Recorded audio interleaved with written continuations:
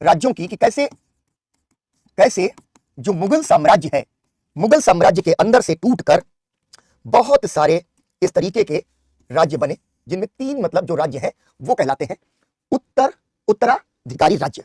आज हम लोग उसके आगे की बात करने वाले। उत्तराधिकारी राज्यों के बाद आज हम बात करेंगे दूसरी कैटेगरी की, जो हमने कल लिखा था जिसके बारे में। ठीक है, क्या थी वो? ये थे हमारे जो है स्वतंत्र राज्य। ठीक है, विद्रोही राज्यों के बारे में बाद में बात करेंगे। स्वतंत्र राज्य, स्वतंत्र राज्य कौन है?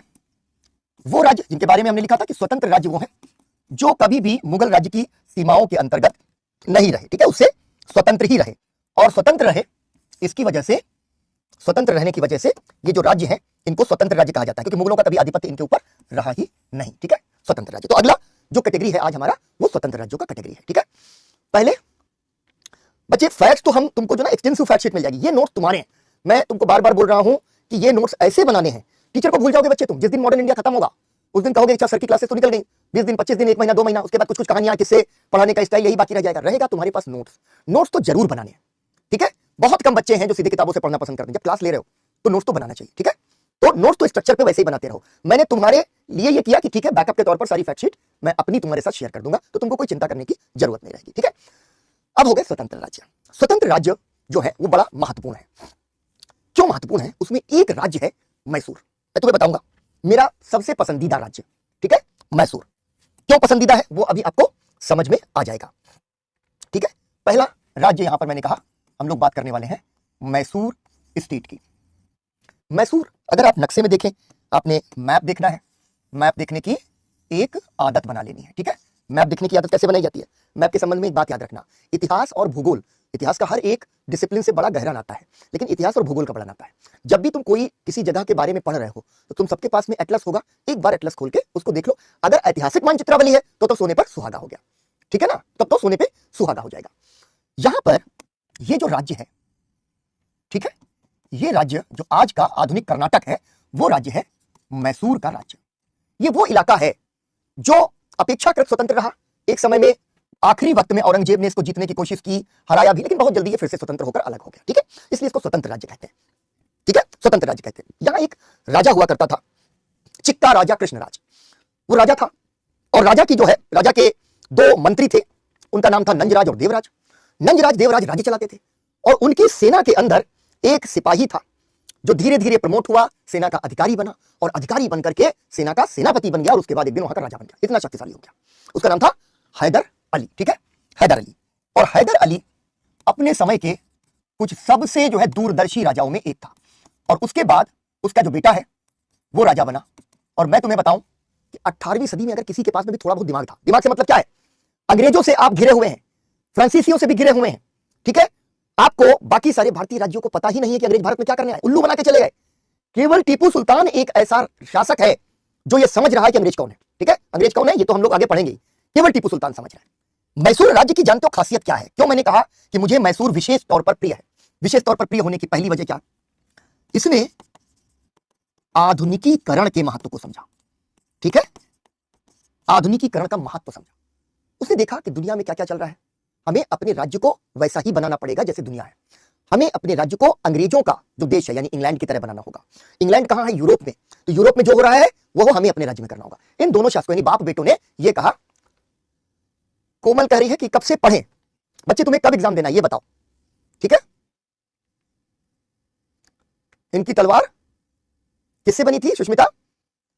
वुज्जत स्टाइल। वुज्जत स्टाइल क्या, मैं थोड़ा सा बताओ तो हम लोगों को भी पता चलेगा। इन्होंने नहीं बनाया था, टीपू सुल्तान नहीं, ज्ञानेश। ठीक है, अच्छा, हिस्ट्री के टीचर कूल होते हैं, हिस्ट्री पढ़ते पढ़ते कूल हो जाते हैं। हिस्ट्री में इतनी मारपीट होती है कि पढ़ाने वाले कूल हो जाते हैं। तो पहला जो महत्वपूर्ण चीज है वो ये है, अभी उस पर बात करेंगे। कोमल तुम बताओ कि एग्जाम कब देना है, तब मैं बात करूंगा। चलो फ्लो में रहो। अभी फिलहाल जब हम लोग बातें करेंगे तब सारे कमेंट्स ले लेंगे।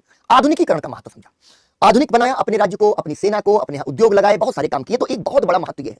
दूसरी चीज है कि इन्होंने देखा क्या कि बड़ी बड़ी जो है भारतीय सेनाएं हैं, यानी भारतीय राज्यों की सेनाएं, मैसूर की सेना, निजाम की सेना, मराठों की सेना, और अंग्रेजों की सेनाएं हैं, छोटी छोटी लड़ाई होती है, अंग्रेज जीत जाते हैं। तो इन्होंने समझा कि सेना का जो है, सेना को पश्चिमी ढंग से जो है प्रशिक्षित भी करना पड़ेगा, क्योंकि लड़ेंगी तो सेना ही। ठीक है ना, लड़ेंगी सेना ही। तीसरी चीज, युद्ध एवं अर्थव्यवस्था को जोड़ कर देखा। बहुत बड़ा महत्व है ये, इसको कैसे समझेंगे? आज अभी हमारी सीमाओं पर तनाव है, सीमाओं पर तनाव है। कल हमारे यहां 7 तारीख को सायरन मॉक ड्रिल है। राज्य ने कहा है कि हम एक मॉक ड्रिल करेंगे, हम सायरन बजाएंगे। अब सायरन जब बजेगा तो लोग क्या करेंगे मुझे नहीं पता, क्या करना है इसकी कोई गाइडलाइंस वगैरह आ जाए तो बहुत अच्छा है, केवल सायरन सुनना है तो एक अलग बात है। लेकिन फिर भी सीमा पर एक तनाव है, ऐसा लग रहा है कि युद्ध हो जाएगा, युद्ध होगा। पाक ऑक्युपाइड कश्मीर पर हमारा जो है टारगेट होगा। पाक ऑक्युपाइड कश्मीर में चाइना का बहुत हैवी इन्वेस्टमेंट है, ये सब तुम लोग पढ़ते होगे ना, चाइना का हैवी इन्वेस्टमेंट है। करंट अफेयर्स की तैयारी बेटा, यहां पर एक छोटी सी बात बोल दूं, करंट अफेयर्स की तैयारी ऐसे मत करना कि महीने भर में एक मैगजीन लेके आए और सबको रट्टा मार देंगे, कभी नहीं हो सकती तैयारी। करंट अफेयर्स की तैयारी के 2 तरीके हैं, रोज अखबार पढ़ने की आदत, और दूसरा जो कुछ भी दुनिया में हो रहा है हर चीज में दिलचस्पी रखो। ऐसा नहीं, ठीक है मुझे पता नहीं क्या हो रहा है, क्या चल रहा है, तुरंत कहो कि देखो भाई हम अगर युद्ध कर रहे हैं, पाकिस्तान के साथ युद्ध कर रहे हैं, चाइना क्या भूमिका रखेगा? क्योंकि चाइना का तो पूरा ग्वादर एयरपोर्ट और कराकोरम रेंज के अंदर पूरा जो ट्रेड नेटवर्क वो डेवलप कर रहा है, चाइना ही तो कर रहा है। तो ऐसा ना हो कि पाकिस्तान के ऊपर अटैक हो तो चाइना भी आ जाए। अमेरिका चाहता है कि भारत पूरी तरीके से जो है चीन के विरुद्ध और अमेरिका के साथ आ जाए, ताकि जो है चीन की जो घेराबंदी उसको काटा जा सके। ये सब तुम लोग पढ़ रहे होंगे। मैं तुम्हें बताना चाहता हूं कि कुछ समय हमारे विदेश मंत्री ने कुछ समय पहले एक स्टेटमेंट दे दिया चीन के संबंध में कि हम चीन के साथ युद्ध कैसे करें, वो तो बड़ी इकोनॉमी है, युद्ध और इकोनॉमी। और आज भी जब युद्ध की बात चल रही है तो अर्थव्यवस्था की बात चल रही है ना। ये जो है ये समझ रहा है कि अगर बेटा झोली में पैसे नहीं है, अगर तिजोरी में पैसे नहीं है तो झगड़ा नहीं कर पाओगे। 2 लोगों में झगड़ा हो गया, 2 लोगों में झगड़ा हो गया, झगड़ा होकर के पुलिस में रिपोर्ट हो गई, पुलिस की रिपोर्ट होकर के मुकदमा चल गया। अब मुकदमा तो मुकदमा है, तारीख पर तारीख, तारीख पर तारीख। लोअर कोर्ट में मुकदमा हार गए, आगे जाकर के हाई कोर्ट में मुकदमे को फिर से अपील कर दिया, मुकदमा चल रहा है 10 साल तक। कौन जीतेगा? जिसकी जेब में पैसा है, जो कोर्ट कचहरी वकील इनके सबसे झंझटों से निपट सकता है। Economy, war is an economy. इन्होंने समझ लिया कि वॉर और इकोनॉमी एक है। तो ये तीसरा बहुत महत्वपूर्ण चीज है, और इसी वजह से मैसूर जो है वो अंग्रेजों का दुश्मन नंबर 1 है। अब तुम लोग लिखना शुरू करो। क्षेत्रीय राज्यों का गठन हम कर ही रहे थे, एक हेडिंग डालो, जैसे तुमने वहां पे हेडिंग डाली थी उत्तराधिकारी राज्य, वैसे ही हेडिंग डाल दो स्वतंत्र राज्य। उसके आगे चलते हैं, स्वतंत्र राज्य। और स्वतंत्र राज्य के अंदर सब हेडिंग के तौर पर पहला राज्य जो हम पढ़ रहे हैं वो है मैसूर। और 30 सेकंड ले लो, ये वाला मैप ड्रॉ कर लो। तुम्हें पता होना चाहिए कौन सा स्टेट कहां पर है। मैसूर, और ये मैप ड्रॉ कर लिया।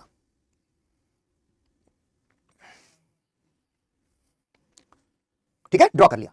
अब लिखना शुरू करो। First point, first point, Mysore में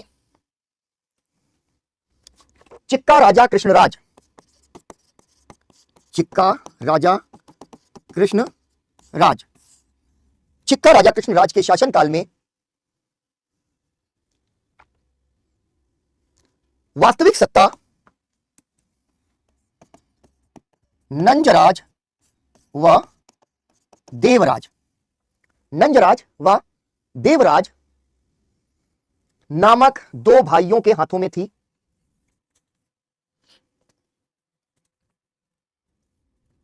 इनकी सेना में हैदर अली नाम का एक साधारण अधिकारी था, साधारण अधिकारी था, जो कि सेना के आधुनिकीकरण का महत्व समझता था, आधुनिकीकरण का महत्व समझता था। सेना के भीतर उसने फ्रांसीसियों को प्रशिक्षकों के तौर पर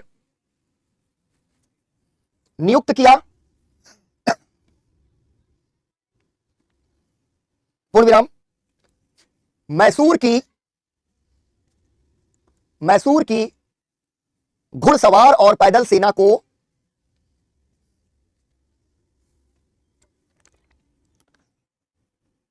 को यूरोपीय सेनाओं की तरह संगठित व अनुशासित किया।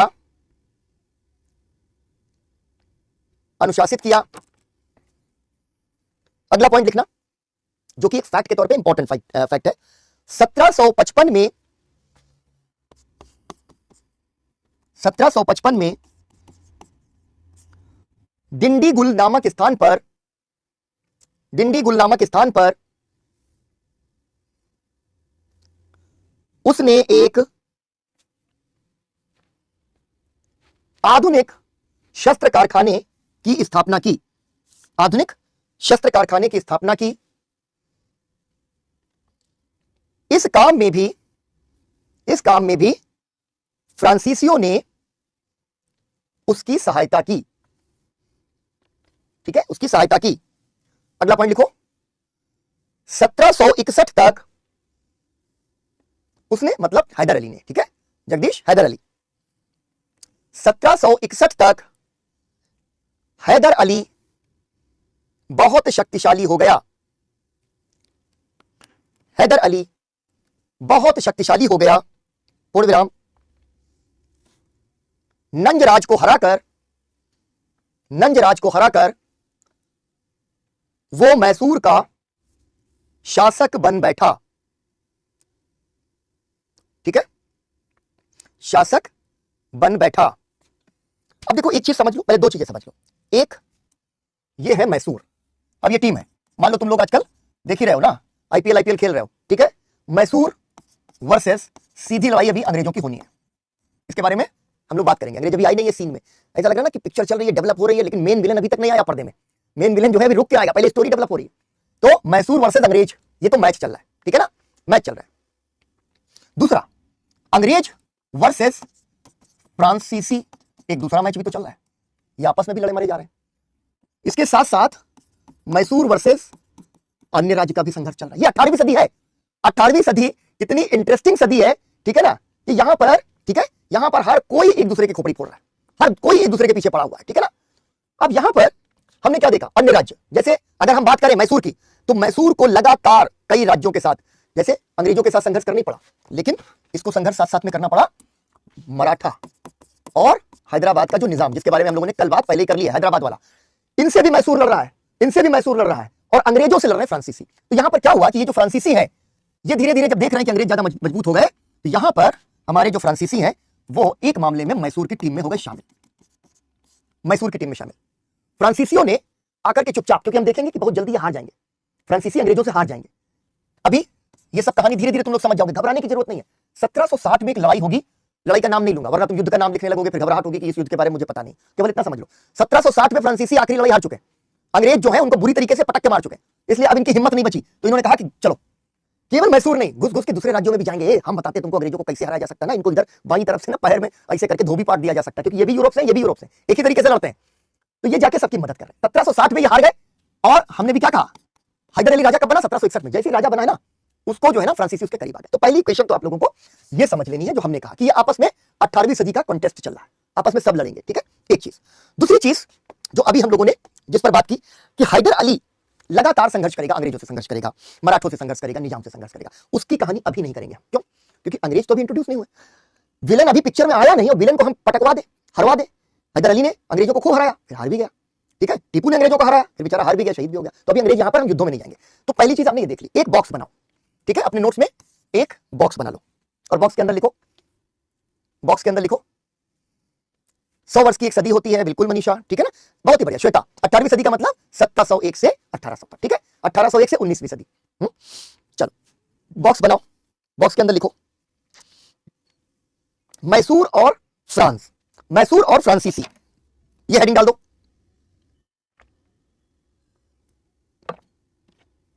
ज्ञानेश, ये जो आंग्ल मैसूर युद्ध है, ये तब पढ़ेंगे जब अंग्रेजों की विजय दिखाएंगे, क्योंकि जीते तो ससुरे अंग्रेज ही। हम लोगों की का दुर्भाग्य था कि आखिर में अंग्रेज ही जीतते। इस पूरे कॉन्टेस्ट में जो आईपीएल ट्रॉफी उठाएगा कौन उठाएगा भैया, ठीक है, अंग्रेज उठाएगा, बाकी सब लड़ मर के जो है ना बराबर हो जाएंगे। तो जब हम अंग्रेजों की विजय दिखा रहे होंगे, विस्तार दिखा रहे होंगे, तब वहां पर बात करेंगे, ठीक। कहानी को बच्चे ऐसे ऐसे डेवलप करना, कॉम्प्लिकेट नहीं, एक ही चीज में कभी कभी डूब जाते हैं सर, इतने सारे फैक्ट्स नहीं है बच्चा, फ्लो है स्टोरी का। अभी इंट्रोड्यूस हो रहा है, मल्टी स्टारर मूवी है, एक एक हीरो आ रहा है, उसकी जो है ना पूरी की पूरी स्टोरी लाइन डेवलप हो रही, ठीक है। त्रिकोणीय व्यापारिक नेटवर्क भी आएगा, जब हम अंग्रेज आएंगे, उपनिवेशवाद साम्राज्यवाद की बात करेंगे, तब त्रिकोणीय नेटवर्क आएगा। कैसे वो जो है चीन के साथ, भारत के साथ और यूरोप के साथ दूसरा नेटवर्क बनेगा, कहां, यूरोप के साथ, अफ्रीका के साथ, अमेरिका के साथ, सब कहानी आने वाली, बिना घबराए चलो, ठीक है। चलो बॉक्स के अंदर हेडिंग डाली और लिखो पहला पॉइंट, हैदर अली 18वीं सदी का बहुत सारे आरसीबी फैन है। हैदर अली 18वीं सदी का संभवतः पहला शासक था जिसने आधुनिकीकरण का महत्व समझा, आधुनिकीकरण का महत्व समझा, पूर्ण विराम। और ये देखो, ये कंसेप्चुअल अंडरस्टैंडिंग है, इसको लिखो, ठीक है ना, बहुत इंपॉर्टेंट, यही सब मिस हो जाता है। वैश्विक संदर्भ में, यानी पूरे विश्व के संदर्भ में, वैश्विक संदर्भ में, वैश्विक संदर्भ में यूरोप के भीतर, यूरोप के भीतर आधुनिकीकरण, आधुनिकीकरण तीव्र हो गया था, तीव्र हो गया था, और वहां, और वहां पूंजीवाद, और वहां, अच्छा कोमल मैंने देख लिया बच्चे, 27 में देना है, एक सेकंड रुक जाओ, ये बात कर दूं। कोमल 27 में देना बच्चा, अभी पढ़ लो, अभी घबराओ नहीं, अभी यही क्लासेस पढ़ लो, उसके बाद तुम्हारी जब बैकग्राउंड बन जाए, समझ जाओ, तब उठा करके पीडब्ल्यू पढ़ लेना, ठीक है ना, जल्दी नहीं करना है, आराम आराम से चलना। दूसरी चीज है कि जिन बच्चों को अभी 27 में एग्जाम देना है, या कुछ नहीं तो 29 तक लिखा हुआ है, उनको ना न्यूज़पेपर की हैबिट बनानी है कि मैं सुबह उठता हूं, न्यूज़पेपर को खोल के देख लेता हूं। उन्हें न्यूज़पेपर को यूपीएससी के लिहाज से नहीं पढ़ना है। अभी आपको एक काम करना है, जो धीरे धीरे जो है ना आप अपने आप को ट्रेन कर लोगे कि दुनिया में कुछ भी हो रहा है, हमें घुस के देखना है। हमारे यहाँ कहावत होती थी कि 100 जूता खाओ, तमाशा घुस घुस देखो। अब यहाँ जूता खाने की नौबत नहीं भी है, लेकिन हमें जिस चीज से कोई मतलब ना हो उसको भी हमें देखना है, हमें जानना है। हमें ये जानना है कि यूरोप में क्या चल रहा है, हमें ये जानना है कि ट्रंप के पावर में आने के बाद में जियोपॉलिटिक्स कैसे बदल गई। यूपीएससी के लिए नहीं, ये दिमाग में बना लो, ये यूपीएससी के लिए अपने दिमाग को ट्रेन करने की शुरुआत है। जिन स्टूडेंट्स को 1 साल के बाद एग्जाम देना है, वो न्यूज़पेपर पर आ जाए, वो रिलीजियसली पढ़े, उनका ये धर्म है कि वो न्यूज़पेपर पढ़े करंट अफेयर्स के लिए। जिनको उसके बाद एग्जाम देना है, वो ये ना सोचे कि मुझे 1.5 घंटा देना, 1 घंटा देना, 2 घंटा देना, नहीं, अभी कुछ नहीं करना तुमको। इतना जरूर करना है, मेरी ये तुमको जो है ये बहुत ही सही सलाह है कि चाय के साथ तुमको पेपर उठाने की आदत पड़ जाए, फ्रंट पेज से लेकर के लास्ट पेज तक सरसरा उसको देखते चले जाओ। और दूसरी चीज मैंने कही कि हर चीज में तुमको ना जायजा लेना है। तुम्हारी आंख के सामने जो चीज पड़े उसकी स्क्रूटनी कर लो, उसकी स्कैनिंग कर लो, उसका एक्सरे कर डालो। ये यूपीएससी की ट्रेनिंग है, यूपीएससी नोटिफिकेशन, मैं बार बार कहता हूं नोटिफिकेशन पढ़ डालो, बाकी सब जो पढ़ना हो तो पढ़ लेना। नोटिफिकेशन जब पढ़ लोगे तुमको लगेगा अरे वाह सर जो कह रहे थे यहां से तो काफी दृष्टि हमारी हमको मिल जाती है। वो क्या कहती है, जनरल अवेयरनेस। ये नहीं कर रहा अखबार पे रट्टा मारो या कोई एक किताब खरीद लो, मैगजीन खरीद लो, हर महीना बैठे रट्टा मारो, नहीं, केवल और केवल हर चीज को देखना है। और मैं एज ए टीचर तुमको एक अपना एक्सपीरियंस सुना दूं, फिर आगे बढ़ेंगे। आज का टॉपिक थोड़ा कम जो है लिखना है, इस वजह से मैं थोड़ा फुर्सत में हूं, तुम्हारे सवाल वाल ले रहा हूं, हालांकि कितना बज गया, हाँ, पौन घंटा हो गया है, बढ़ नहीं पाया। अब इसके बाद हम लोग बात नहीं करेंगे, केवल पढ़ाई करेंगे। एक छोटी सी मिसाल करंट अफेयर्स की चर्चा चली तो ये ले लो, ठीक है, कि मैंने जब एग्जाम दिया तो मेरा आईएएस बनने का दूर दूर तक कहीं मन नहीं था, मैं बनना नहीं चाहता था। वो तो यूपी बिहार वाले होते बेचारे, हमारे जैसे लोग बीए करने चले गए, मेरी मम्मी दुखी हो गई, बताओ यार, इंटर तक साइंस साइड पढ़ा, बीए करने चला गया, बर्बाद हो गया लड़का, ठीक है, लड़का तो बर्बाद हो गया, हाथ से निकल गया। बीएससी बीएससी करता, समाज में इज्जत बची रहती, बीए करने गया। जब हम लौट के आए तो क्या हुआ, पता चला कि मम्मी को कि हमने हिंदी लिटरेचर ले लिया, तो मम्मी को दोहरा जो है सदमा लग गया, उनको लगा इंग्लिश लिटरेचर नहीं लिया, हिंदी लिटरेचर ले लिया। खैर, यूपीएससी जबरदस्ती तैयारी कर रहा था, लेकिन जो करते थे वो मन से करते थे। तो एक अटेम्प्ट बहुत सीरियस दिया 2006 का। करंट अफेयर्स की बिल्कुल तैयारी मेरी थी नहीं, क्योंकि मन ही नहीं लग रहा था, लेकिन जनरल अवेयरनेस बहुत थी। और तुमको बताऊं कि मैंने जब मेन एग्जामिनेशन दिया, बहुत ज्यादा तैयारी का वक्त नहीं मिला। करंट अफेयर्स अगर छूट गया तो छूट जाता है, लेकिन मेरी जो ये क्रिटिकल एबिलिटी थी उसकी वजह से मेन एग्जामिनेशन में 249 नंबर आए, और 250 से ज्यादा नंबर टॉपर्स के भी नहीं आते थे। कहां से आ गए, यहीं से, ठीक है, कि मुझे ये इंटरेस्ट था कि फ्रांस के अंदर बिग बैंग थियरी पर एक एक्सपेरिमेंट चल रहा है, क्या पता चला उससे, पढ़ रहे हैं बेटे, कहीं भी मिल गया, विज्ञान प्रगति भी पढ़ रहे हैं और ये भी पढ़ रहे हैं, न्यूज़पेपर, मतलब समोसा खाया, समोसा के अखबार पे पहले मिलता था ना, तो तुम लोग कटोरी कटोरी में समोसा खाया, समोसे के नीचे का अखबार पढ़ डाला, इस तरीके का इंटरेस्ट होता था चीजों के अंदर, ठीक है ना। चलो, द हिंदू, इंडियन एक्सप्रेस, दोनों में से कोई एक न्यूज़पेपर ले सकते हो, इंग्लिश अगर पढ़ सकते हो, ठीक है। अदरवाइज हिंदी के लिए मतलब मैं कहूंगा कि तुमको यहां से करंट अफेयर्स के डाइजेस्ट मिलते हैं, उन पर ज्यादा रिलाई करो, लेकिन अगर तुम इंग्लिश पढ़ सकते हो तो जरूर पढ़ना, ठीक है ना। ये द हिंदू या तुम्हारा इंडियन एक्सप्रेस। खैर, अब वापस आ जाओ, मैंने क्या लिखवाया, पूरी बात नहीं हो पाई थी, अब सीधे सीधे फोकस करना है पढ़ाई के ऊपर, है ना। अब मैं आज कोई क्वेश्चन नहीं लूंगा, काफी बातें हो गई, आ जाओ। हाँ, पूंजीवाद और औद्योगिक क्रांति ने यूरोप में आमूलचूल परिवर्तन किए थे। आमूलचूल परिवर्तन क्या होते हैं, ये शब्द हैं, जब ऐसा कोई शब्द आए इसको अपनी शब्दावली में रख लो। आमूलचूल परिवर्तन, इसको क्या कहते हैं, आधारभूत परिवर्तन, ठीक है, आमूलचूल परिवर्तन किए थे।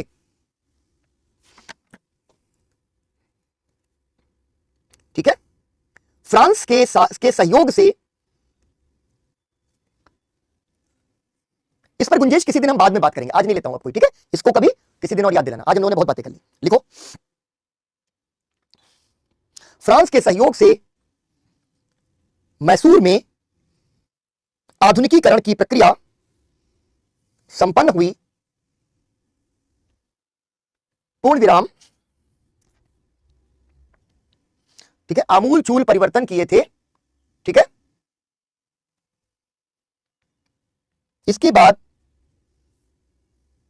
फ्रांस के सहयोग से मैसूर के आधुनिकीकरण की प्रक्रिया शुरू हुई।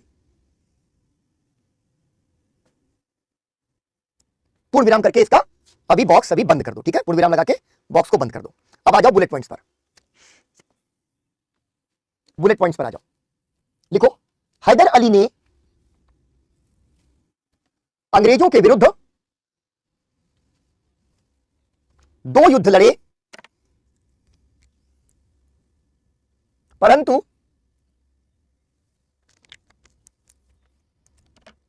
द्वितीय आंग्ल मैसूर युद्ध में हैदर अली की मृत्यु हो गई। उसके बाद टीपू सुल्तान शासक बना, टीपू सुल्तान शासक बना। ध्यान रखो, यूपीएससी को मैसूर पसंद है, ठीक है, बेबी को बेस पसंद है, वैसे यूपीएससी को मैसूर पसंद है, और मैसूर के अंदर टीपू पसंद है। सवाल बहुत लंबे समय से हम लोग देखते हैं कि मैसूर या टीपू पर सवाल आने की फ्रीक्वेंसी काफी हाई है, 18वीं सेंचुरी के जो सवाल आते हैं उसमें से, इसलिए टीपू पर जरा खास नजर रखनी है, ठीक है। सुल्तान बना, और वहां पर टीपू सुल्तान का शासनकाल एवं उपलब्धियां, एक हेडिंग डाल दो, टीपू सुल्तान का शासनकाल एवं उपलब्धियां। पहला बुलेट पॉइंट, टीपू सुल्तान ने, अच्छा ये अली अहमद कह रहा है, उसको बता, द्वितीय आंग्ल मैसूर युद्ध में हैदर अली की मृत्यु हो गई और उसके बाद टीपू सुल्तान शासक बना, ठीक है। फिर टीपू सुल्तान और का शासनकाल और उसकी उपलब्धियां, उसमें पहला बुलेट पॉइंट लिखो, टीपू सुल्तान ने सेना के अलावा राज्य के आधुनिकीकरण के प्रयास किए। इस मामले में टीपू सुल्तान 18वीं सदी का इकलौता शासक था, इकलौता शासक था। जबरदस्त, एक आदमी अगर 18वीं सदी में ऐसा था जो अंग्रेजों को हरा सकता था तो वो था टीपू सुल्तान, इसलिए मुझे बड़ा प्यारा है वो, ठीक है ना। चलो बहुत ही बढ़िया कोमल, अब लिखो इसकी उपलब्धियों में अगला बुलेट पॉइंट लिखो, उसने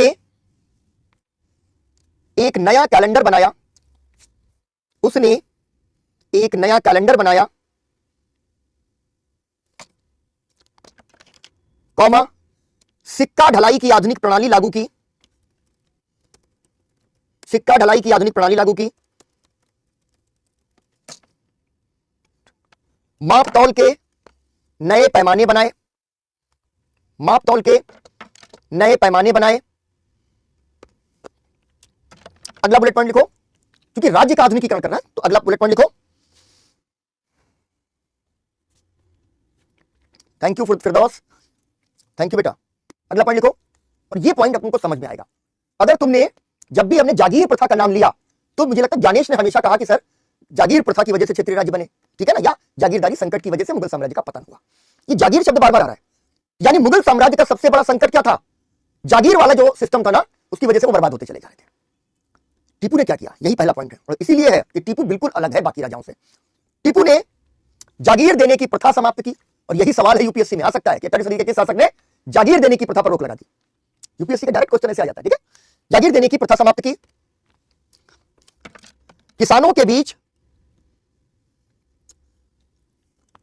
राइटिंग के इंप्रूवमेंट पर बेटा किसी दिन सुप्रिया मैं बता दूंगा, बहुत आराम से, मेरी राइटिंग बड़ी खराब थी, अभी भी बहुत अच्छी नहीं है, लेकिन बहुत जो है मैंने सही कर लिया, मैं बताऊंगा किसी दिन। किसानों के बीच मध्यस्थों का, मध्यस्थ यानी इंटरमीडिएट, ठीक है, मध्यस्थों का खात्मा कर दिया, यानी जो बीच में बिचौलिए होते थे उनको खत्म कर दिया। पोलीगारों की, ठीक है, पोलीगार जो थे वो दक्षिण भारत के सामंत हुआ करते थे, उनको जमींदार मान लो, उसको ब्रैकेट में लिख लो, दक्षिण भारत के जमींदार जैसे सामंत, ब्रैकेट में। क्योंकि कभी कभी सीधे तौर पर पूछा जा सकता है, यूपीएससी का ये पैटर्न रहा है, ठीक है, यूपीएससी का एक पैटर्न रहा है। ये बेटा मैंने वो खाया, ये हमारा योगी कंठिका है, तो गला थोड़ा सा मेरा वो कर रहा था तो मैं वही खा रहा हूं, है ना। तो ये जो पॉलीगार या इस तरीके के जो टर्म्स होते हैं, उन टर्म्स के ऊपर ही सवाल आ जाता है पॉलीगार क्या है। और पॉलीगार का 4 ऑप्शंस दे दिया, तो आपको ध्यान होना चाहिए कि ये सामंत हैं, जमींदार जैसे सामंत है दक्षिण भारत के। तो ब्रैकेट में अभी लिख लो पॉलीगार और ब्रैकेट में लिखो दक्षिण भारत में जमींदार जैसे सामंत शासक। सामंत शासक टीपू सुल्तान के समय इनकी शक्ति को नियंत्रित करने का प्रयास किया गया। इनकी शक्ति को नियंत्रित करने का प्रयास किया गया, जिससे किसानों को बहुत राहत मिली। इसके बाद लिखो टीपू सुल्तान ने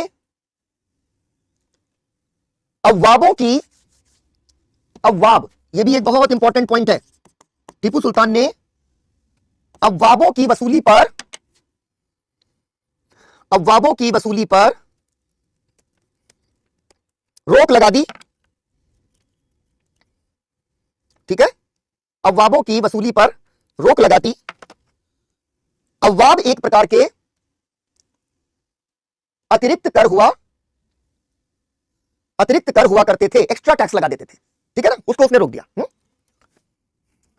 अव्वाब भी बताया बेटा, सोनाली सुप्रिया, अव्वाब एक प्रकार के अतिरिक्त कर हुआ करते थे। थैंक यू सुजीत, मैंने पढ़ लिया है, बढ़िया लगा, थैंक यू सो मच। हाँ चलो, अब अगला बुलेट पॉइंट लिखो। टीपू सुल्तान ने, बड़ा महत्वपूर्ण है, टीपू सुल्तान ने अंग्रेजों का मुकाबला करने के लिए यूरोप और विश्व, बहुत बड़ी बात, यूरोप और विश्व की गतिविधियों पर नजर रखनी शुरू की। ज्ञानेश इतनी देर से इसी तथ्य की ओर बार बार इशारा कर रहा है। उसने 1789 की फ्रांसीसी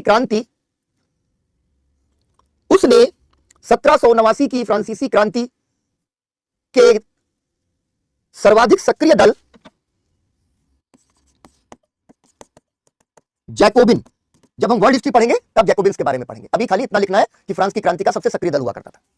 जैकोबिन दल की सदस्यता ली। कहां फ्रांस में क्रांति हो रही, कहां टिपू अपना कह रहा है कि हमको भी मेंबर बनाओ यार, बड़ा बढ़िया हो रहा है, और जनता मार रही है राजा को। मजेदार बात देखो, फ्रांसीसी क्रांति में कुलीन, ठीक है, मध्य वर्ग और जनता मिलकर के राजा को ही पीट रही है, और ये राजा जैकोबिन दल की सदस्यता ले रहा है। टीपू के साथ यार मतलब गड़बड़ हुआ, टीपू को समझना बहुत जरूरी है। ठीक है, जैकोबिन दल की सदस्यता ली। पूर्ण विराम। क्रांति के सफल होने पर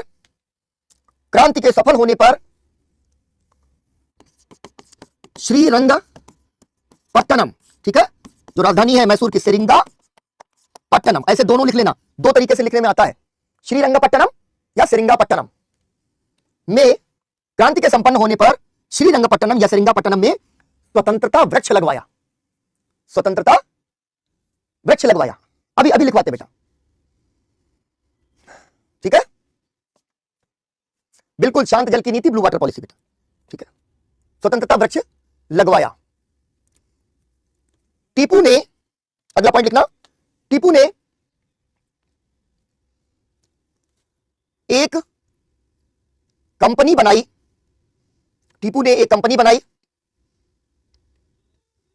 और विदेशों में व्यापार करने का प्रयास किया। ठीक है, विदेशों में व्यापार करने का प्रयास किया। बहुत सिंपल है, अभी हमने बताया 1782 टीपू, हैदर अली जब खत्म हुआ तब राजा बना, और ये जो किला मैंने बताया ना उसकी राजधानी, इसी के बाहर ये लड़ते लड़ते यहां पे शहीद हो गया 1799। समयकाल लिख लो, समयकाल को हैदर का भी लिख लो, ठीक है, 1761 में राजा बना और 1782 में मृत्यु हो गई। चलो लिखा, विदेशों से व्यापार करने के प्रयास किए। अब जब मैं फैक्ट शीट दूंगा, ठीक है ना, तो तुम लोगों को सब समझ में आ जाएगा, कहां कहां वहां पे किन किन देशों में उसने दूतावास बनाया, ये सब चीजें, सारी चीजें वहां पर आ जाएंगी। ठीक है, टीपू ने चीन के साथ व्यापार को बढ़ावा दिया। Thank you Amit, thank you Komal, thank you अर्चना।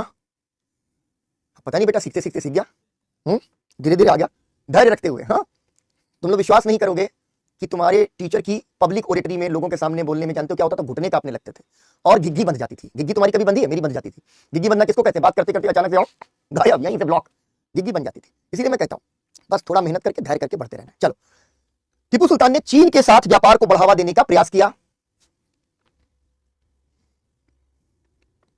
व्यापार को बढ़ावा देने का प्रयास किया। उसने फ्रांस, तुर्की और मिस्र,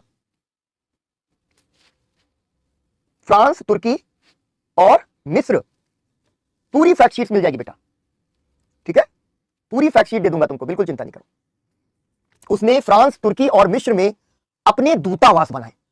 दूतावास, सब कुछ हो रहा है आजकल, दूतावास भी हमारे विदेशों में है, ठीक है? इसने क्या किया कि जैसे अंग्रेजों ने ईस्ट इंडिया कंपनी बनाई है, फ्रांसीसियों ने बनाई है, तो यहां मैसूर ने अपनी कंपनी बना दी और विदेशों से व्यापार करने की कोशिश करने लग गया, क्योंकि यूरोप से सीखने की कोशिश कर रहा था, ठीक है ना? यूरोप से सीखने की कोशिश कर रहा था, ठीक है? इसके आगे लिखो, टीपू सुल्तान ने मैसूर में पश्चिमी तर्ज पर, टीपू बहुत फॉरवर्ड था, प्रिया कह रही है तो बड़ा फॉरवर्ड था। टीपू ने पश्चिमी तर्ज पर मैसूर में आधुनिक उद्योगों की स्थापना की, ठीक है? स्थापना की। विदेशों से इंजीनियर और कारीगर बुलाए, विदेशों से इंजीनियर और कारीगर बुलाए। अगला बुलेट पॉइंट लिख दो जो इसका आखिरी होगा। टीपू ने अपनी सेना को यूरोपीय शैली से प्रशिक्षित किया। मैसूर में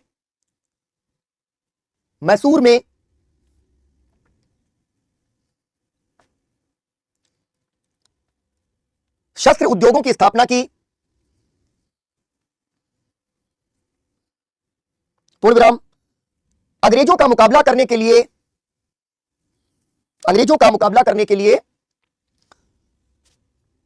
मलाबार तट मलाबार तट क्या है? ये वाला जो पश्चिमी तट है ना, मलाबार तट पर दो नौका घाट बनवाए।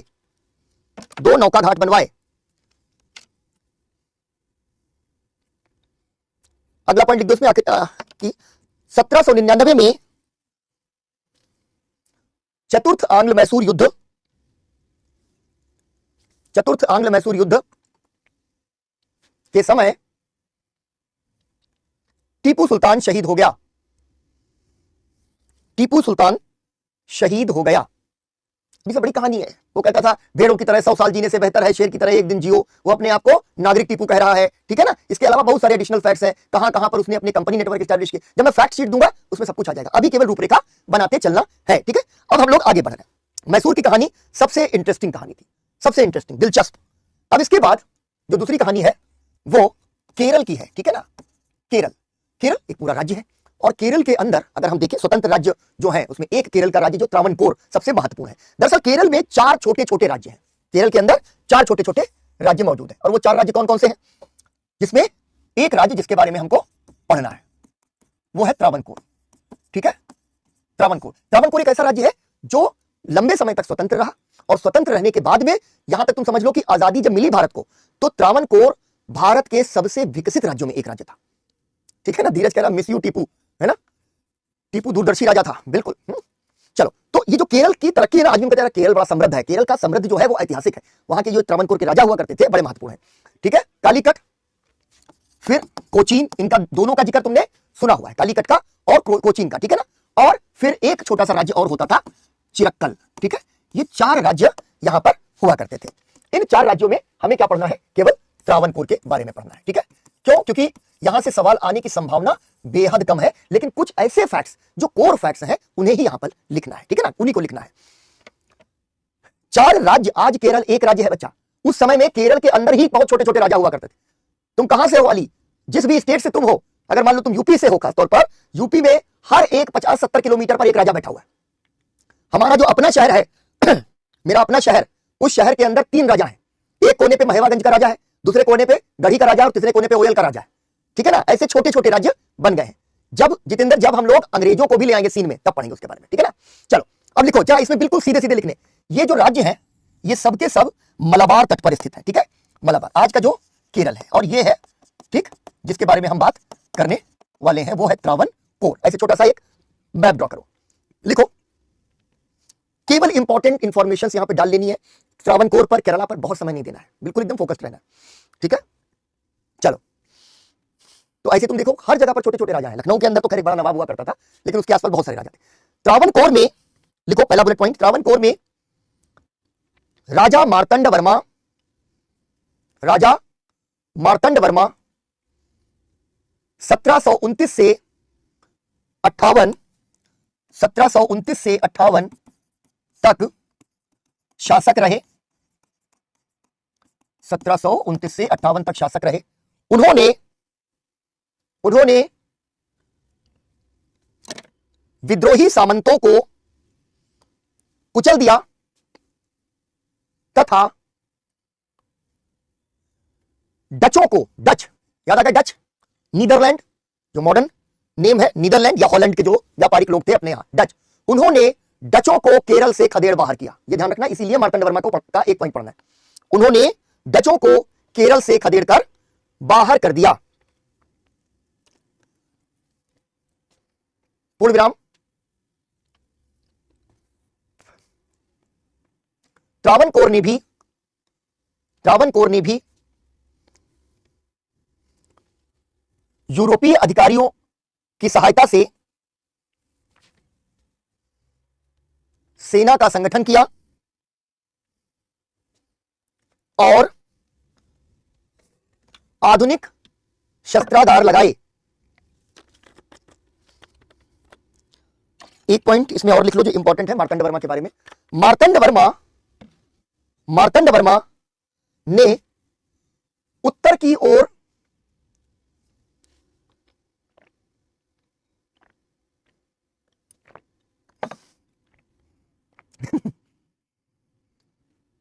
नहीं सुजीत, इतना गुस्सा नहीं होना अंग्रेजों के ऊपर, ठीक है, चलो करेंगे इस पे बात, ठीक है। उत्तर की ओर विस्तार की योजनाएं बनाई। अब यूपीएससी को ऐसे फैक्ट्स पसंद है, इसलिए केवल उसको पिक करो और लिख लो। उत्तर की ओर विस्तार करने की योजनाएं बनाई।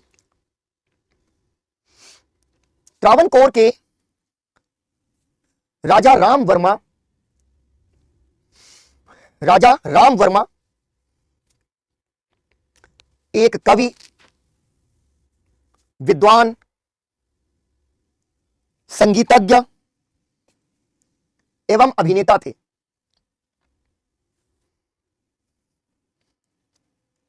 उन्हें अंग्रेजी का बहुत अच्छा ज्ञान था,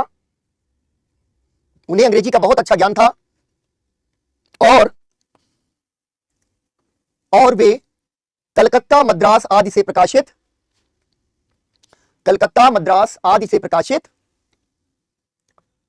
तथा लंदन तक से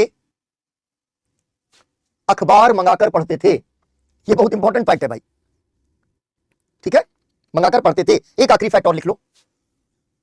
उनकी साहित्यिक अभिरुचि की वजह से उन्हें धर्मराज की संज्ञा दी जाती थी। धर्मराज की संज्ञा दी जाती थी। छोटा सा केरला का जिक्र आ गया, त्रावणकोर का जिक्र आ गया। अगला जो राज्य आया राजपूत, ठीक है। राजपूतों का इतिहास हम लोग काफी कुछ जानते हैं, ठीक है, कि मध्यकाल के अंदर राजपूतों ने काफी जो है मुगलों के साथ मिल करके अपना शासन चलाया। मुगलों ने भी उनको जो है उनके इलाकों में ज्यादा हस्तक्षेप नहीं किया, इसलिए हमने लिखवाया था कि इस वजह से उन्हें स्वतंत्र माना जाता है, ठीक है ना, स्वतंत्र माना जाता है। इसमें सबसे जो इंपॉर्टेंट राजा है, और जैसे अभी हम लोगों ने टीपू की बात की, तो टीपू एक वजह से बहुत प्रिय है, वैसे कुछ दूसरी वजह से जो राजा बहुत प्रिय है हमको, वो है मिर्जा राजा सवाई जय सिंह। मिर्जा राजा सवाई जय सिंह का जिक्र आया है, ठीक है ना, पहले भी आया है। तो आज जो सबसे पहला और सबसे महत्वपूर्ण शासक है, जिन्हें 18वीं सदी का सर्वश्रेष्ठ राजपूत शासक कहा जाता है, वो कौन है? आमेर के राजा, जिनको कहा जाता था मिर्जा राजा सवाई जय सिंह। और जैसे हमने आपको कहा कि यूपीएससी को टीपू पसंद है, वैसे यूपीएससी को छोटा शासन होने के बावजूद जय सिंह पसंद है, ठीक है। जय सिंह पर भी सवाल अनएक्सपेक्टेडली आता है। मतलब ये जो तुम लोग तो एज ए स्टूडेंट 10 साल तक का जो है पैटर्न देखते हो, लेकिन हम लोग ये देखते हैं कि यूपीएससी के जो ट्रेंड सेटर्स हैं, जो पेपर सेटर्स हैं, उनकी नजर कहां कहां पर जाकर टिकती है, इन पर जाकर उनकी नजर टिक जाती है और वहां से सवाल आता है, ठीक है। तो राजपूत शासक है। अब तुम सबके सब जानते हो जयपुर जो है, जयपुर ही आमेर है ना, जयपुर ही आमेर है। जब दिल्ली से जाते हैं जयपुर की ओर तो आमेर का किला पहले ही पड़ जाता है, आमेर का किला पहले ही पड़ जाता है, यानी जयपुर। तो इसको याद ध्यान रखना, जयपुर का शासक है तो आपको कंफ्यूज नहीं होना है। लिखो, इनका जो शासनकाल है बहुत लंबा, 1699 औरंगजेब के शासनकाल से ये महत्वपूर्ण पदों पर है, और 1743, ठीक है, बहुत लंबा शासनकाल, 1699 से 1743 इनका शासनकाल है। तो ऐसे लिखो, राजपूतों वाला हेडिंग डाला, उसमें लिखो आमेर के राजा मिर्जा राजा सवाई जय सिंह, मिर्जा राजा सवाई जय सिंह 18वीं सदी के सर्वाधिक महत्वपूर्ण राजपूत शासक थे।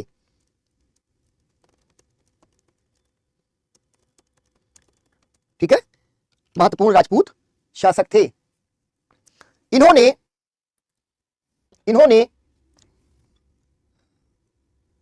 जाटों से लिए हुए इलाके पर जयपुर नगर की स्थापना की थी। राजा जय सिंह, ठीक है, एक विद्वान कौमा कानून निर्माता, राजनीतिक सुधारक और विख्यात खगोल शास्त्री थे। खगोल शास्त्री, तारों का अध्ययन कर रहे हैं, ठीक है, विख्यात खगोल शास्त्री थे, इसीलिए यूपीएससी का इंटरेस्ट है। पल्लवी, तुमने जो लिखा है बेटा मिर्जा राजा सवाई जय सिंह की आंखें कहीं कोई नहीं निकाली गई, ऐसा कोई इतिहास नहीं है, शायद तुम कहीं किसी और के नाम के साथ कंफ्यूज कर रही हो, तुम एक बार उसको क्रॉस चेक करना, ठीक है। इन्होंने अगला बुलेट पॉइंट लिखो, और ये पॉइंट ऐसा है जहां से सवाल भैया बहुत ही ज्यादा प्रोबेबिलिटी है कि वो आ जाए, चारों जगह दे देंगे और चारों का कूट लगाने को दे देंगे। लिखो जरा ध्यान से देखना, इन्होंने खगोल शास्त्र में अपनी दिलचस्पी के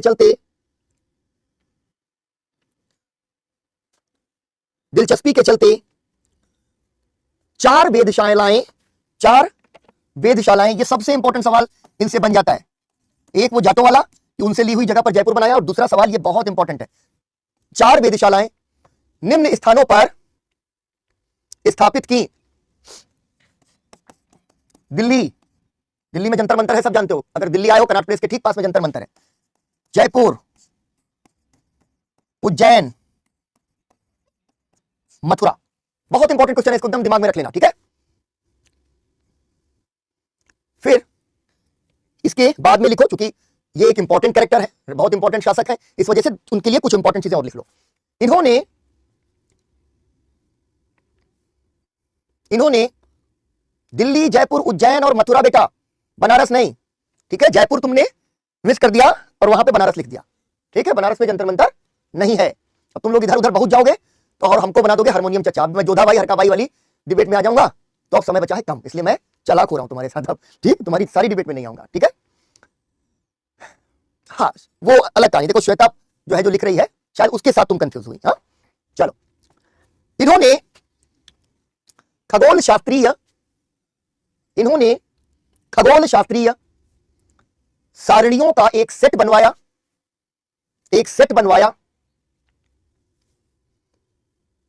यह ये लिखो, ये अपने आप से ही वैज्ञानिक उपकरण बनाते थे। वैज्ञानिक उपकरण, ठीक है, अपने आप से वैज्ञानिक उपकरण बनाते थे। इन्होंने यूक्लिड एक बहुत बड़ा मैथमेटिशियन था, गणितज्ञ था। इन्होंने यूक्लिड की किताब रेखा गणित, इन्होंने यूक्लिड की किताब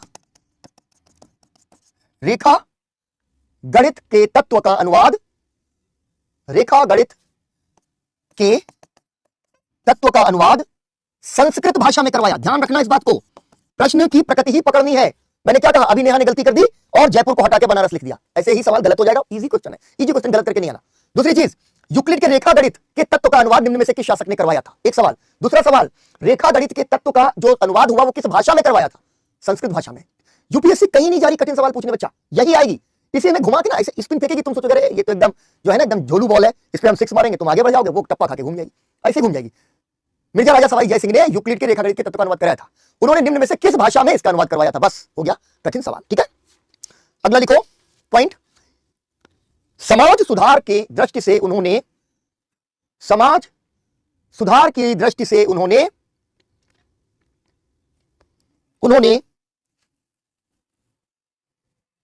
महंगी शादियों पर रोक लगवाई, महंगी शादियों पर रोक लगवाई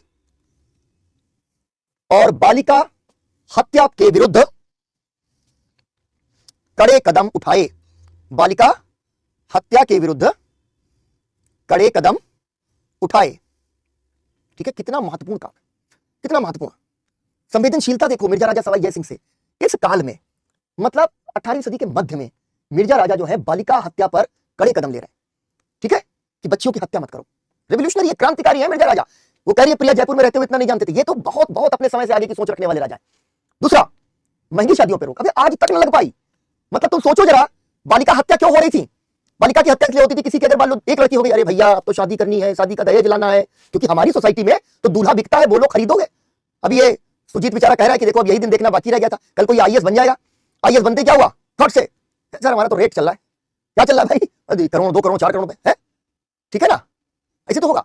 मेरी अपनी यूनिवर्सिटी में जहां से मैं पढ़ा मतलब पढ़ा तो क्या पढ़ा, तो जहां से मैं पढ़ा वहां पर एक जो है मतलब 2 दोस्त हुआ करते थे, बॉयफ्रेंड गर्लफ्रेंड जिसको तुम्हारी भाषा में कहते हैं। मतलब ऐसा था ना कि 7 जन्म तक का बयाना लेके रखा हुआ था कि हम जिएंगे और मरेंगे, वतन तेरे लिए की बजाय सनम तेरे लिए टाइप का गाना गा रहे थे। हम लोग कहते थे अच्छा ये तो भैया एक दूसरे के लिए बने हुए हैं, made for each other kind of चीज। भाई साहब वो आईएएस बनते ही बिहार के रहने वाले थे हमारे मित्र, उनके घर वालों ने बताया कि बेटा इतने बड़ा रिश्ता आ रहा है। अरे 2 मिनट के अंदर खत्म कहानी। क्यों? पैसा मिल रहा है भाई, पैसा मिल रहा है। तो दहेज, फिर क्या हुआ, दहेज के खिलाफ चेतना आ गई, जागरूकता आ गई। तो अब क्या कहते हैं, नहीं हम दहेज नहीं लेना चाहते, लेकिन आपने कुछ ना कुछ तो संकल्प किया होगा, तो मतलब दहेज नहीं कहोगे, संकल्प कह के ले लोगे तो ठीक है, ठीक है। चलो अब लव मैरिजेस होने लग गई, वहां पर मान लो कि दहेज की मांग जो है कम हो पाती है, संकल्प की मांग कम हो पाती है। अब बेटा डेस्टिनेशन मैरिज है, नई डेस्टिनेशन मैरिज है, तो इतनी महंगी महंगी शादियां हो रही, कितनी महंगी शादियां, मतलब मैं क्या कहें, डेस्टिनेशन मैरिज छोड़ भी दो, रिजॉर्ट बुक हो रहा है, फिर हल्दी भी हो रहा है और नमक भी हो रहा है और जो है ना काली मिर्च भी हो रहा है, मतलब कितनी रस्में बना दी, क्योंकि मार्केट चाहती है कि बेटा तुम्हारे घर में शादी हो रही, तुम बर्बाद हो जाओ, तुम कर्जा लेके शादी करो, और कर्जा लेके शादी करो, उसके बाद में कर्जा भरना पड़ेगा, कर्जा भरना पड़ेगा तो अंत में क्या होता है, बालिका हत्या। लड़कियों को सतर्क हो जाना चाहिए अपनी जो है ना पोजीशन को लेकर के, कि कहीं से किसी कोई लड़का कहे उनसे शादी करनी है तो बेटा पहले ना गीता कुरान पे रख के हाथ कसम खाओ कि दहेज की बात नहीं करोगे, ठीक है। चलो अब आ जाओ विद्रोही राज्य। हमारी लास्ट जो कैटेगरी है वो है विद्रोही राज्य। विद्रोही राज्य की लास्ट कैटेगरी इसलिए है क्योंकि विद्रोही राज्य में एक राज्य ऐसा है जिसको अलग से जो है ना एक क्लास में पढ़ना पड़ेगा। मैसूर की कहानी गौरवशाली है, लेकिन वो केवल टीपू तक, हैदर और टीपू तक जाके टिक गई।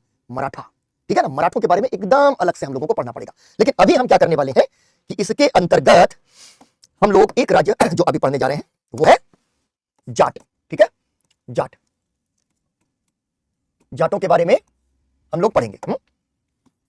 जाट राज्य बड़ा महत्वपूर्ण राज्य है। इस राज्य की खासियत यह है ना, जिसको कहते हैं ना कि तुम्हारे सिर पर बैठ के बेटा मूंग दलेंगे। इन्होंने क्या किया, इन्होंने क्या किया, दिल्ली है और इस दिल्ली में ठीक जो है ना औरंगजेब की नाक के नीचे बैठे, ठीक है। मथुरा जो जाटों का सबसे बड़ा गढ़ बना हुआ है, ठीक है, वही एकदम दिल्ली के बगल में। मतलब ये दिल्ली का राजा दौड़ दौड़ के दक्षिण भारत तक जीतने की कोशिश कर रहा है और ठीक उससे जो है 150 किलोमीटर दूर बैठ करके जो जाट है उन्होंने नाक में दम कर दी। कुछ जो ऐसे जो है समूह हैं, ऐसे समुदाय हैं, जिन समुदायों ने ना ये सिद्ध कर दिया कि बेटा प्यार से बात करो तो हम तुमको जान दे दें, ऐठ के बात करो तो हम जान ले लेंगे, एकदम डेफिनिट है, ठीक है ना। इनकी जिंदगी का गोल एकदम डेफिनिट है। तो जाटों के साथ में हमेशा हिस्टोरिकली यही रहा है कि इनके साथ आपको निभाना आ गया तो आपके लिए जान दे देंगे, लठ डाल देंगे कि भैया हम तुम्हारे साथ खड़े हैं, ठीक है। और अगर कोई सोचेगा कि अच्छा नहीं इनको देख लेंगे, तब फिर तो है ये लठ, हम पहले से उसको तेल पिलाए बैठे हुए।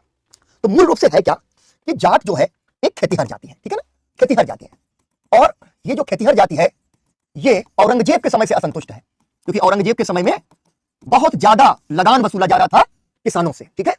औरंगजेब के समय से लगातार ये विद्रोह करते चले आ रहे हैं जाट राज्य, ठीक है ना। और ये जो है 1669 में, 1688 में लगातार जो है विद्रोह हो रहा है, ठीक है, लगातार विद्रोह हो रहा है। तो एक राज्य जो दिल्ली के ठीक नीचे स्थित है वही ये सिद्ध करता है कि औरंगजेब के जिंदा रहते भी उसकी पकड़ अपने राज्य से ढीली होती चली जा रही है, ठीक है ना। लेकिन औरंगजेब बहुत ताकतवर है, बहुत ताकतवर है, और वो ताकतवर है इसलिए इन विद्रोहों को कुचल देता है। ठीक है, विद्रोह कुचल देता है या विद्रोह विफल हो जाते हैं। जाटों के अंदर हमेशा से समुदाय की भावना बहुत रही है, बिरादरी की एकजुटता। तो बिरादरी की एकजुटता के मामले में ये सारे के सारे जाट जो है एक साथ इकट्ठे हो गए। हरियाणा में है बेटा पश्चिमी, उत्तर प्रदेश में जाट है, राजस्थान के अंदर भी जाट है और दिल्ली के अंदर भी जाट है। ठीक है ना। अब यहां पर क्या हुआ कि पहले से ही चल रहा है, इतना सब विद्रोह चल रहा है, लेकिन औरंगजेब के समय तक ये जो विद्रोही राज्य है ये स्वतंत्र नहीं हो पा रहे हैं। ठीक है ना।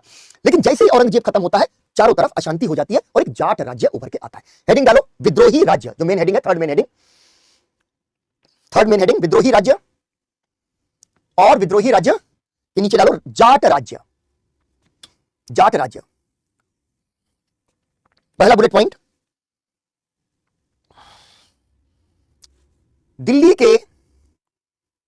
के एकदम करीब आगरा मथुरा के आसपास, आगरा मथुरा के आसपास जाटों का बोलबाला था। जाटों का बोलबाला था।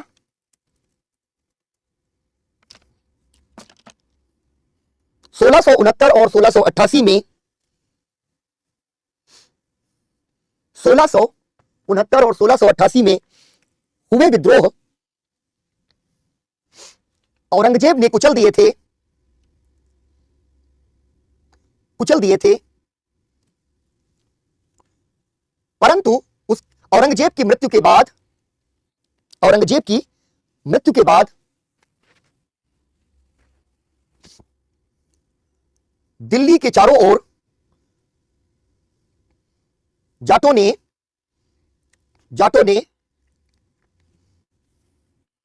जाट राज्य की स्थापना कर ली।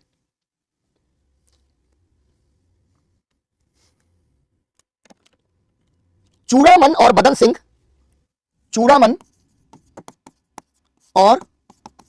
सिंह जो आपस में चाचा भतीजा थे, उन्हें इसकी स्थापना का श्रेय दिया जाता है।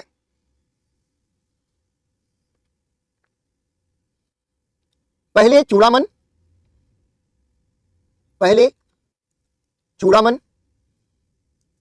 फिर बदन सिंह, और उसके बाद राजा सूरजमल।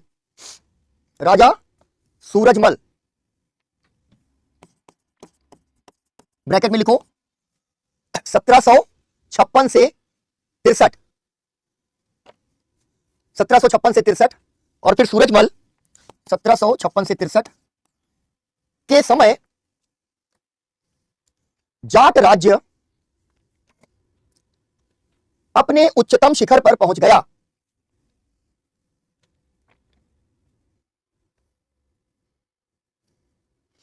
राजस्थान के भरतपुर, इसको भरतपुर का जाट राज्य भी कहा जाता है ना शुरुआत में, राजस्थान के भरतपुर से लेकर उत्तर प्रदेश के आगरा, मथुरा, मेरठ और अलीगढ़, आगरा, मथुरा, मेरठ और अलीगढ़ आदि जिलों में यह राज्य फैला था। भाई चल क्या रहा, इधर शादी वादी की बातें चल रही, तुम लोग इधर फोकस कर लो। अब मैंने कह दिया तुमको कि फैक्ट शीट दे दूंगा तो कुछ सुनना ही नहीं है ना, ऐसा थोड़ी ना है, इधर ध्यान दो। अच्छा अब इसको रुक जाओ, थोड़ा सा होल्ड करो भाई, अगला आओ। अब यहां पर एक महत्वपूर्ण बंगश पठान और रुहेले। ठीक है, बंगश पठान, ये बहुत छोटे छोटे जो है ना, इनको बहुत ज्यादा पढ़ने की जरूरत नहीं है। बंगश पठान और रुहेले, ये दोनों के दोनों जो हैं ये दरअसल है अफगान। ठीक है, ये अफगान है। और जो एक श्रेणी है ना जिसमें हम लोग कहते हैं कि ये दोनों के दोनों अफगान है, मतलब कि यहां पर ये लोग अपने छोटे छोटे राज्यों की स्थापना कर ले रहे हैं। ठीक है, अफगानिस्तान से आए किसी समय में, दिल्ली सल्तनत से लेकर और मुगल साम्राज्य तक, और उसके बाद इन्होंने दो छोटे छोटे राज्यों की यहां पर स्थापना इन्होंने कर ली। कुछ नहीं करना है, बहुत एक एक पॉइंट में इनको लिख लेना, इसलिए इसमें कुछ समझने की जरूरत नहीं है। दिल्ली के ये भी बहुत करीब में है, पॉइंटर्स के हिसाब से 2-3 पॉइंट इनके बारे में लिख लो, उसके बाद जो है देखा जाएगा। लिखो पहला पॉइंट, बंगश पठान और रुहेले दोनों ही अफगान थे और इन्होंने उत्तर प्रदेश के कुछ जिलों में अपने छोटे छोटे राज्य स्थापित किए। Next bullet point, Farrukhabad bracket में लिखना, अलीगढ़ और कानपुर के बीच, ठीक है, अलीगढ़ और कानपुर के बीच मोहम्मद खान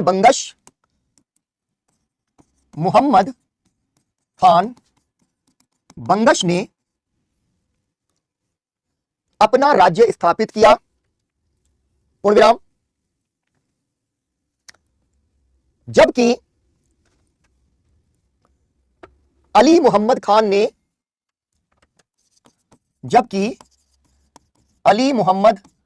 ने रोहिलखंड, ठीक है, रोहिलखंड या रोहेलखंड ब्रैकेट में लिख लो, रोहिलखंड के ब्रैकेट में लिखो, जो बरेली से होंगे वो जानते हैं। बरेली के पास आंवला तथा रामपुर का इलाका